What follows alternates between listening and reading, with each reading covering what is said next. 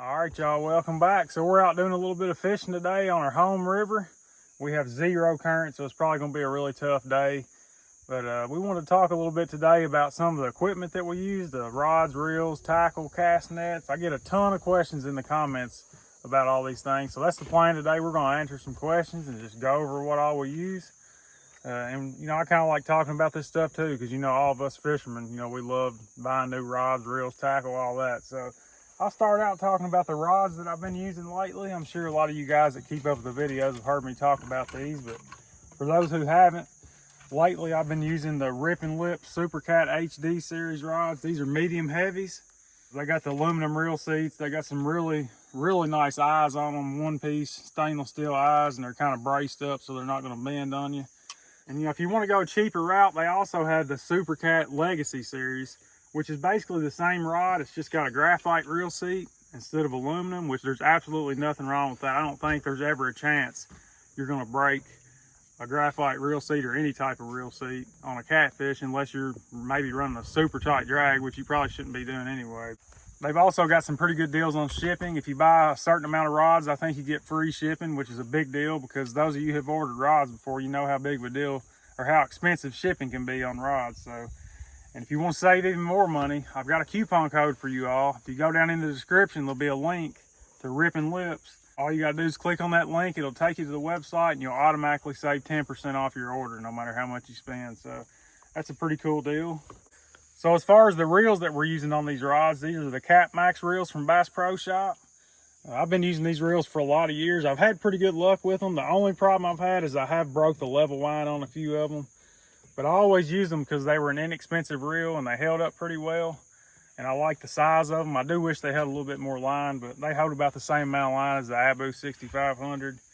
But I looked at them the other day and I noticed they went up to around 80 bucks, and I just don't know if they're worth $80. I think there's probably better stuff out there for around that price. So I've been looking at some other brands. When I go to upgrade these, I'll probably go with something different. If you guys have any recommendations on a good reel for, around $100, let me know in the comments. I'll be interested in trying something new here soon.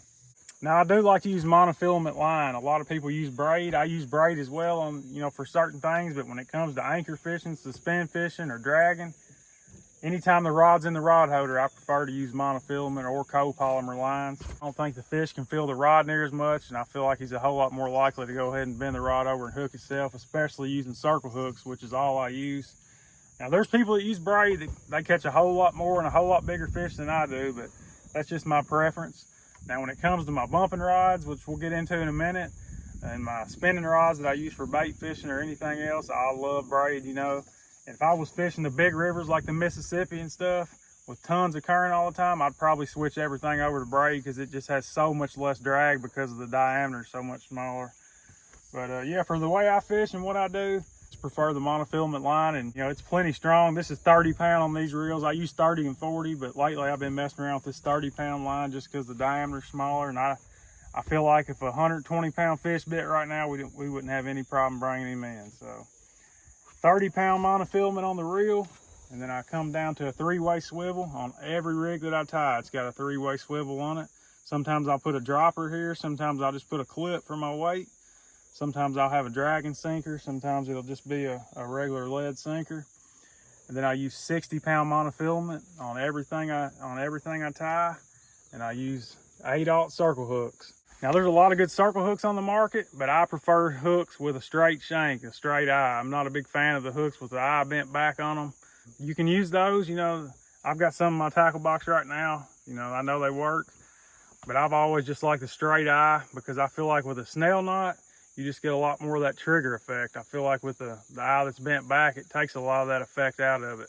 Makes it more like you tied it with a regular knot. So that's the hook I use. If you want to check out some good hooks, they got these hooks over at Rip and Lips as well.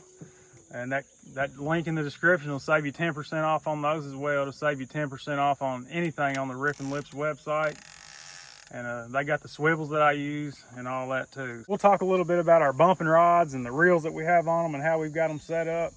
If you've never heard of bumping before, if you don't know what I'm talking about, it's where you're drifting down the river in some current and you're bouncing your weight off the bottom just so you know you're in contact with the bottom.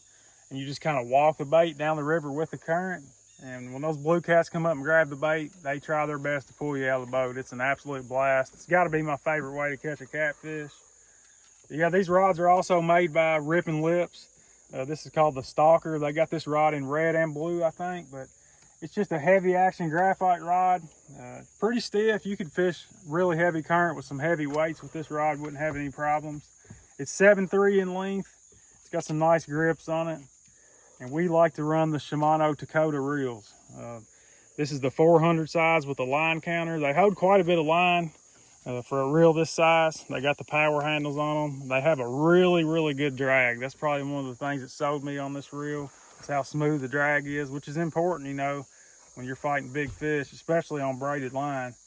These reels aren't cheap. They're over $200, I'm pretty sure, but I don't mind spending a little bit more on a reel that I'm going to use for bumping, because you're only buying 1 or 2 of them instead of 6 or 8, you know, for your anchoring rods. I'm not affiliated with Shimano in any way, of course. I wish I was, but that's just what I like. It's what we've been using for a few years. Me and Lannon's both using them now, and there's some really solid reels with a really good smooth drag.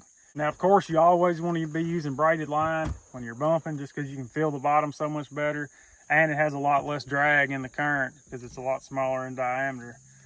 But yeah, this is 65-pound braid. That's what I use on all my bumping rods. I'm using 60-pound leader again. I use a 20-pound leader down to my sinker. And I also put an extra swivel right in the middle of my bumping rig, in between the 3-way swivel and the hook. And when I'm bumping, I always use circle hooks as well. Same hook that I use for everything else. When I'm fishing for catfish, I'm going to be using circle hooks, unless maybe it's some little tiny eater size fish. If you're going to be chasing these big catfish, you're going to need some good rod holders to put your rods in. That way you don't lose them. If you use the little rod holders like you use for crappie fishing and stuff with a 3/8 stem on them, eventually you are going to lose one of them. The big blue cats, especially in current, they hit so hard, they'll snap that 3/8 stem right off. So you need a rod holder with a 1/2-inch stem. There's a lot of good rod holders on the market now. I've always used the monster rod holders, never had a complaint with them. And if you're going to catch some big catfish, you're going to have a big net to land them with. If not, you're going to get your feelings hurt eventually, especially trying to land big fish in current. I like the hydro web nets from Monster Rod Holders. The same people that make the rod holders on this boat make this net. And I feel like it's probably the best on the market. One thing I really like about it is the handle on it's fiberglass, but everything else is aluminum. So there's no plastic to get baked by the sun and then end up breaking in a couple years. I've had this net for 5 or 6 years, and it's just as good as the day I bought it. So yeah, it's all aluminum, fiberglass handle. It's really light. I think the hoop and the webbing only weighs 3 pounds. So it's just really easy to reach out and grab fish with it with one arm. It also has a rubber coating on the mesh here, and I think it really protects it from the sun. And it also does kind of help make it a little easier on the fish with that rubber coating on there. So yeah, the same people that make the rod holder sell this net. Steve Douglas, he's a great guy to deal with as well. So yeah, there'll be a link in the description to the website where you can get the rod holders and the net. And while we're on the topic of nets, I'll go ahead and talk about my cast net a little bit here, because that's probably one of the #1 questions I get on YouTube is what kind of cast net I'm throwing. Now, I've made videos before on how I throw a cast net. If you want to check that out, I see a lot of people asking questions about that. I'll put a link in the description on where you can watch that video, how I throw my cast net. Yeah, this net right here, the blue net that you see me throwing most of the time, this net's made by Lee Fisher, the same people that make the bait buster nets. This net's called a Joy Fish, and it's not an expensive net, but it's not a cheap net. It's kind of in the middle. This is a 10-footer. It's got 1 pound of lead per foot, and it's a mullet net, so it has 1-inch mesh on it. It allows it to sink a lot faster, and it allows the small bait to pass on through, so you don't have to pick them all out of the net. That's what I like for the way I fish. One thing I found about the 1-inch mesh, especially this brand, that's why I keep going back to this blue net, is this net seems to be extremely durable. I pulled up whole logs with it and never even ripped any of the mesh. And one good tip for you guys that throw cast nets, the net starts to get old and you notice it's getting a little bit stiff, like I can feel this one's a little bit stiff right now. You know, they don't throw nearly as well when they get stiff like that. Put them in a 5-gallon bucket, fill it up with water, and put a cap full of fabric softener in there and let it set overnight, and it'll feel like a brand new net, even better than a brand new net. When I buy a new net, I soak it in fabric softener.